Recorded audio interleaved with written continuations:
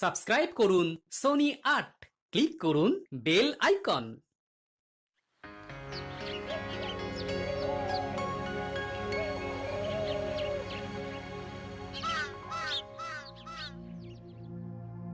আজ দুদিন ধরে কিছু খাইনি মহারাজ, কিছু সাহায্য করুন। এটা কি করে সম্ভব গোপাল? তুমি তো কম রোজগার করনি, কোথায় গেল সেই সব অর্থ? বিশ্বাস করুন মহারাজ, কিভাবে যেন সব অর্থ আমার কাছ থেকে চলে গেল। ও গোপালকে এই অবস্থায় যে দেখবো সেটা ভাবতেও পারিনি। ইস, আমার কতদিনের মনোবাসনা আজ পূর্ণ হচ্ছে। বাবারি, ভাবা যায়? তোমার অর্থ তুমি বাজে খরচ করেছো, আর কে করবে? আমি চাইছি না মহারাজ, কিন্তু তবুও খরচ হয়ে যাচ্ছে। এটা কি সম্ভব গোপাল? তুমি চাইছো না অথচ তোমার জমানো অর্থ তোমার হাত দিয়ে খরচ হয়ে যাচ্ছে। এইরকম নির্ভেজাল গাল গল্প দেয়া কবে থেকে শিখলে গোপাল? ফাড়ামো বাদ দিয়ে এখন থেকে ফাজলামো শিখেছো? বাবা বাবা বাবা! গোপাল কোনো বিপদের মধ্যে পড়েছে, নইলে গোপাল তো মিতব্যয়ী, কোনো বাজে খরচ করে না। মহারাজ, আমি আপনাকে গোপালের পেছনে আর কোনো অর্থ ব্যয় করতে করজোরে নিষেধ করছি। আমারও তাই মত। মহারাজ, দয়া করে আপনি আর একটি মোহরও দেবেন না। আমারও তাই মত। গোপালকে আর কোনো অর্থ দেওয়া মানে ফসে ঘি ঢালা। কি হে বিজ্ঞানী, তোমার কি মত?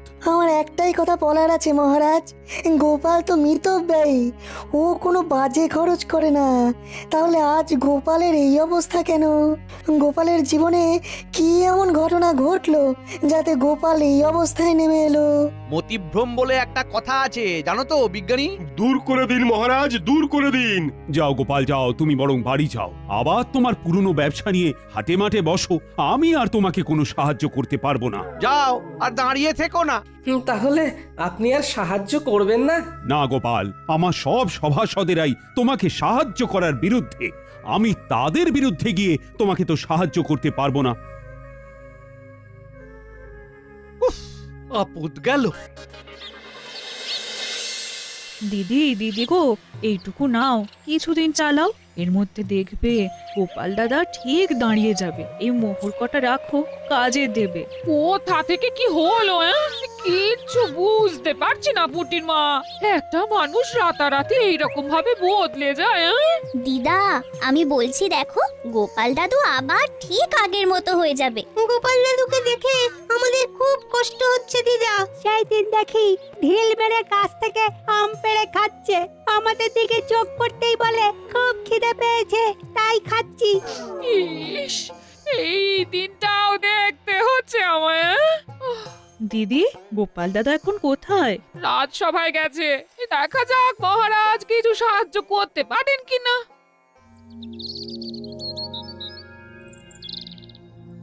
আমি একদম একা হয়ে গেলাম। কে বলে তুমি একা? এই তো আমি আছি না। দুঃখ থাকতে তোমার কিসের ভয়? তাই তো, তুমি থাকতে আমার আর ভয় কি? নাও, আর কোথায় টেনে নামাবে নামাও। এই তো সব সময় মিথ্যে বলছো। আমি শুধু তোমাকে টেনে নামাচ্ছি, হ্যাঁ, কাজের খবর দিচ্ছি না। ওই তো কাজের খবর আসছে, ওই বটা আর ঘটা তোমাকে কাজ দেবে। কি গোপাল, তুই আমার নাম ধরে ডাকছিস?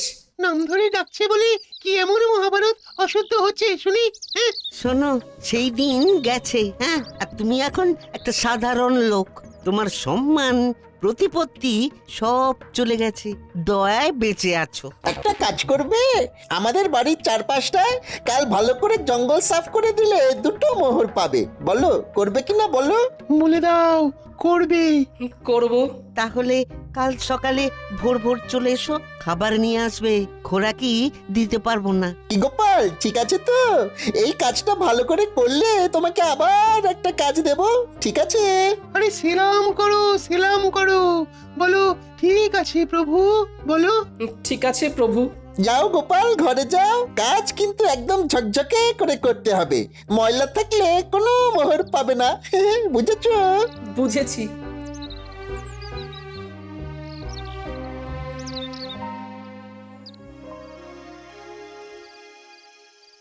মহারাজ এ কি শুনছি? কি শুনলে তুমি যে এত উত্তেজিত হয়ে আমার কাছে এলে? দাসের মুখে শুনলাম গোপাল নাকি আপনার কাছে এসেছিল সাহায্যের জন্য। হ্যাঁ এসেছিল, আমি সাহায্য করিনি, কারণ আমার সভাসদেরা সবাই গোপালকে সাহায্য দেবার বিপক্ষে ছিল। গোপালের এই ভাগ্য বিপর্যয়ে আপনি ওর পাশে দাঁড়ালেন না মহারাজ, অথচ আপনার যখন বিপদ ঘটেছে তখন গোপাল সবটুকু দিয়ে আপনাকে সাহায্য করেছে। ও তার জন্য বেতন পেয়েছে, আর বেতনের বিনিময়ে ও কাজ করেছে। বাহ, খুব ভালো বলেছেন মহারাজ, খুব ভালো। আমি ঈশ্বরের কাছে প্রার্থনা করব যে আর কোনোভাবেই যেন গোপালের সাহায্য আপনার না লাগে। এতদিনে একটা ঠিকঠাক কাজ হয়েছে। ওহ, তোমার তুলনা নেই রাজ্যতীষী, তোমার তুলনা নেই। জ্যোতিষ মতে গোপালের এখন 7.5 চলছে, মানে কায়দা করে ওর জীবনে দুঃখটাকে এনে দিতে হবে। এ এখন লম্বা চলবে, লম্বা চলবে। কৃষ্ণনগরে গোপালের সম্মান নষ্ট হবে। কতজন কত চেষ্টা করেছে, কিন্তু তুমি যা করেছো তা আমি কোনোদিনও ভুলবো না। এবার আপনি আমাকে দেখবেন, আমি আপনাকে দেখেছি। গোপালকে চিরকালের মতো সরিয়ে দিয়েছি। এবার মহারাজ একা হয়ে গেছে, তখন গোপাল ছিল, এখন গোপাল নেই। এখন দুহাতে লুটে পুটে খাবো, কেউ বলার নেই। চলো বাজারে যাই, মোহর দ্বিগুণ করে আসি। বাজারে এত রাতে? আরে রাতের বাজারই তো আসল বাজার। চলো একটা মোহর নিয়ে চলো। বাজারে আবার এসব হয় নাকি? আরে বাজারে একটা জায়গা আছে, সেখানে একটা কল আছে। একটা মোহর দিলে তোমার ভাগ্যে যদি থাকে তাহলে ওই একটা মোহর থেকে 500 মোহর হাতে চলে আসবে। এই একটা কল, নাম হলো গেড়া কল। সত্যি বলছো? আমি তোমাকে কেন মিথ্যে বলবো বলো? হ্যাঁ, কিন্তু আমার কাছে তো কিছু নেই গো দুখু। চলো চলো হেসেলে চলো, তোমার গিন্নি কয়েকটা মোহর পেয়েছে, ওই পুটির মা দিয়ে গেছে। তোমার গিন্নি এখন নেই, এই সুযোগ। চলো মোহরগুলো নিয়ে নাও, তোমাকে ধনী মানুষ হতে হবে। বলছো? তাহলে চলো। কোথায় রেখেছে? কুলুঙ্গিতে একটা ঘটির মধ্যে রাখা আছে।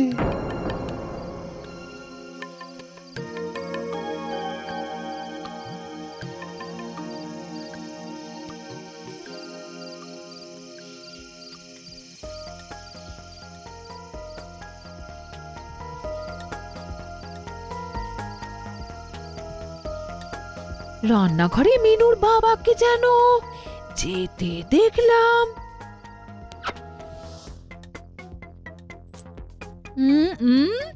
দেখি তো এখন রান্নাঘরে গিয়ে কি করছে, দেখি দেখি। হ্যাঁ,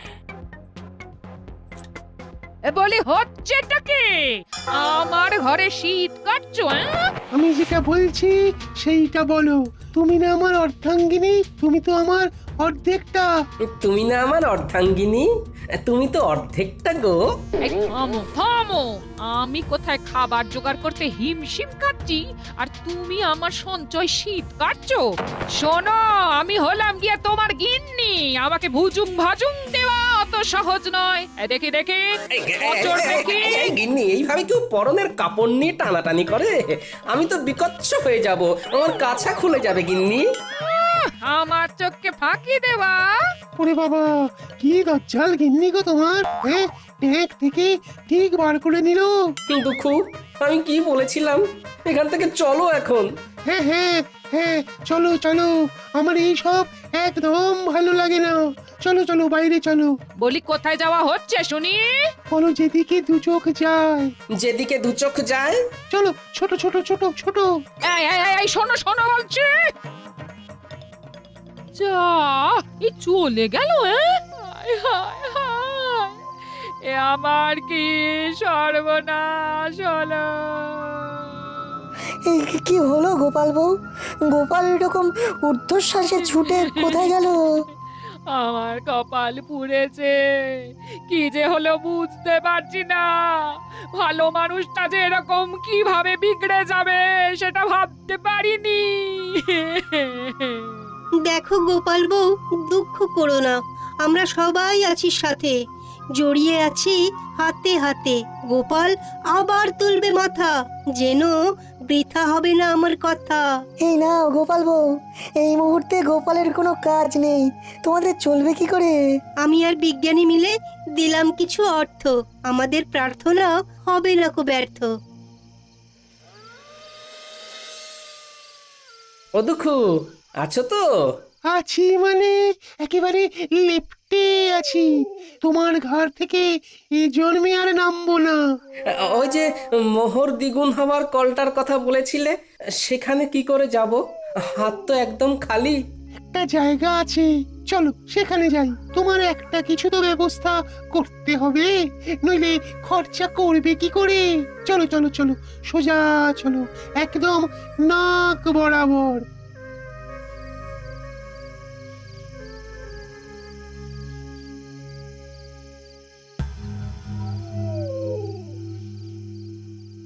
কি হলো? তখন থেকে দেখছি নিজে নিজে ফিক ফিক করে হাসছো। কি হয়েছে? কি হয়েছে? এতদিনে শিখে ছিঁড়েছে। গোপাল বিদায় হয়েছে চিরতরে। এই গোপাল চিরতরে বিদায়? কি করে কি করে? কালো জাদু জানো? জাদু? জাদু আবার সাদা কালো হয় নাকি? কথাটা আবার পাঁচকান করো না। একটা পাতি লেবুর মধ্যে মন্ত্র পড়ে দুঃখকে জাদুর সাহায্যে ঢুকিয়ে রেখেছিল আমাদের রাজ্যতীষী। তারপর তারপর তারপর সেই দিন রাতে আমি আর রাজ্যতীষী ওই লেবুটাকে নিয়ে গেলাম বটা ঘটার কাছে। ঘটার বটা, এই লেবুটা গোপালের বাড়ির দোরগোড়ায় রেখে দাও। গোপালের পায়ের চাপে যেই লেবুটা ফাটবে, অমনি ওই লেবু থেকে দুঃখ গিয়ে গোপালের ঘাড়ে চাপবে।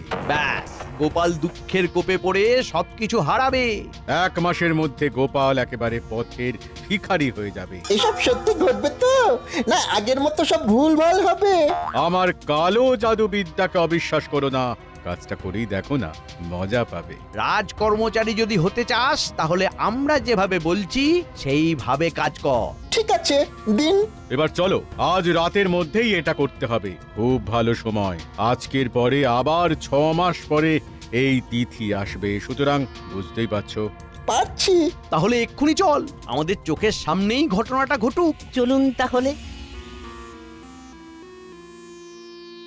তারপর তারপর হ্যাঁ, তারপর সেই অমাবস্যার রাতে আমরা 4 জন গোপালের বাড়ির কাছে এসে দাঁড়ালাম। ঠিক এই জায়গাটাতেই লেবুটা রাখো। হ্যাঁ, এখানে এখানে। সেটা না হয় রাখলাম। গোপাল দাদা না এলে তো হবে না। আরে আমরা এসেছি কি করতে? ওকে দেখে বাইরে বার করব, তোমরা দেখে যাও খালি খেলাটা। তোরা তোদের কাজটা কর, নে নে রেখে আয়। রেখে এসে লুকিয়ে পড়ো। মন্ত্রীমশাই আপনিও লুকিয়ে পড়ুন। আর হ্যাঁ বটা, লম্ফটা আমার হাতে দিয়ে যাও। এইখানে লেবুটা রাখলাম। গোপাল, ও গোপাল, একটু বাইরে এসো না। কে? আরে আমি রাজ্যতীষী।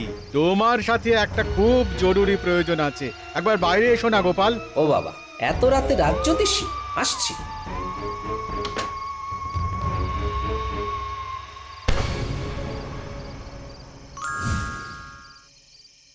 ব্যাস, সেই দিন থেকে 1 সপ্তাহের মধ্যে গোপাল পুরো শেষ। আর গোপালের শেষ মানে আমার শুরু। এবার দেখো কিভাবে আমার সঞ্চয় বৃদ্ধি করব। প্রথমেই তোমাকে 7 নলি একটা হার দেব, বুঝেছো? সত্যি বলছো? সত্যি সত্যি সত্যি, এই 3 সত্যি।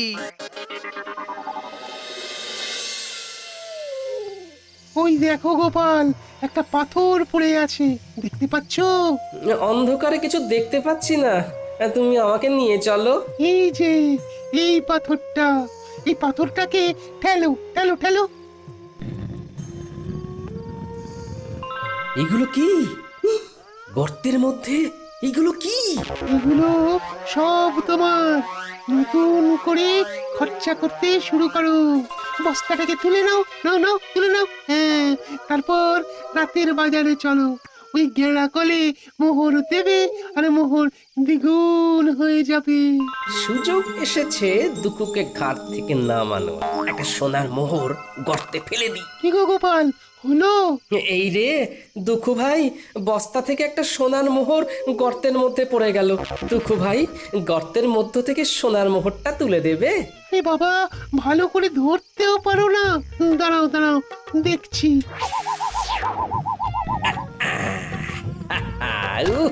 কি শান্তি! অবশেষে দুঃখ নামলো ঘাট থেকে। এবার শান্তি শান্তি, মহা শান্তি।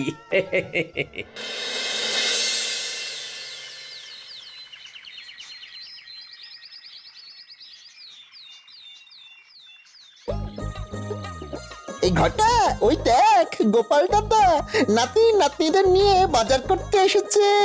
ওর তো আমাদের বাড়ির জঞ্জাল পরিষ্কার করার কথা ছিল। তাই তো, চল দেখি। কিরে পুঁটি, নাপলা, গুলটে, আমার বানর সেনা, বল এই ইলিশ মাছটা নিয়ে নি। হ্যাঁ হ্যাঁ, নিয়ে নাও গোপাল দাদু। আজ শুধু ইলিশ দিয়েই ভাত খাবো। ইলিশের নানা পদ, ভাপা ইলিশ, সর্ষে ইলিশ, ইলিশের পাতুরি। কি গোপাল, তোমাকে না বলেছিলাম আজ আমাদের বাড়ির চারধারের জঙ্গলগুলো সাফ করে দিতে? শোনো বটা ঘটা, আমার ঘরের নালাটা জঞ্জালে জমে গিয়েছে। একটু ঝাঁটা কোদাল দিয়ে পরিষ্কার করে দিও, কেমন? তোমাদের 3টে করে সোনার মোহর দেব। তাড়াতাড়ি এসো কিন্তু, নইলে অন্য কাউকে দিয়ে করিয়ে নেব।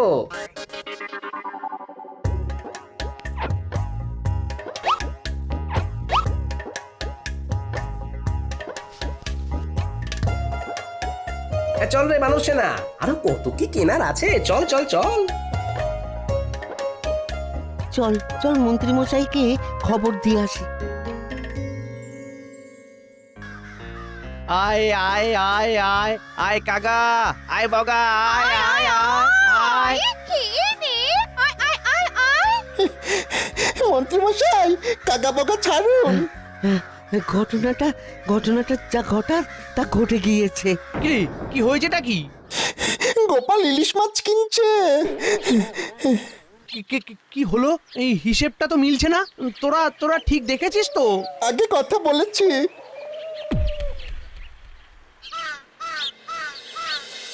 এই তো আবার তোমাকে নিজের জায়গায় দেখতে পেয়ে খুব ভালো লাগছে।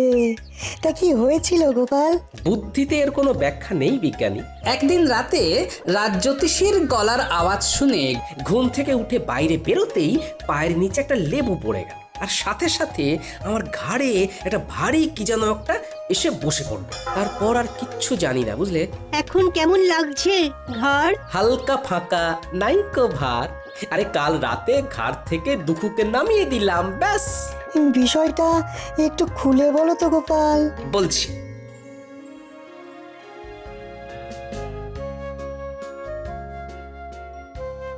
শুনেছেন মহারাজ, গোপাল আবার নিজের জায়গায় ফিরেছে।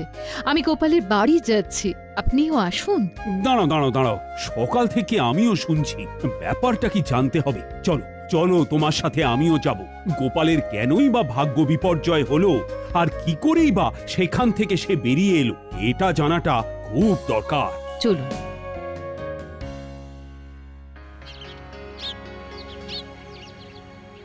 এবার বুঝলে তো? দেখো, এইসব আমার বিশ্বাস হয় না, তবুও বলছি এর মধ্যে রাজ্যোতিষীর সাথে মন্ত্রী মশাইও আছেন। বাবা বাবা বাবা, তোমাকে দেখে কি ভালোই যে লাগছে। ফিরে এসেছো? গেলাম আর কোথায় যে ফিরে আসবো। কাঁধের ভারটাকে শুধু নামিয়ে দিলাম, ব্যাস, হালকা হলাম। কাঁধের ভার? কাঁধে কিরকম ভার ছিল তোমার? কই গো গোপাল, তোমাকে দেখি। আমি কি বলেছিলাম? গোপাল ঠিক নিজের জায়গা ফিরে পাবে। কি ব্যাপার হয়েছিল গোপাল, আমাকে বলো। কি আর বলবো মহারাজ, আমার ঘাড়ে বসেছিল দুঃখু। সে আমাকে সব বাজে রাস্তাগুলো দেখাচ্ছিল, আমাকে কপর দক্ষিণ করে দিয়েছিল। আমি এক্ষুনি গিয়ে আবার গর্ত থেকে দুঃখুকে বার করে দিচ্ছি। আমি একটু আসছি মহারাজ। একটা কাজের কথা মনে পড়ে গেল হঠাৎ, আসি।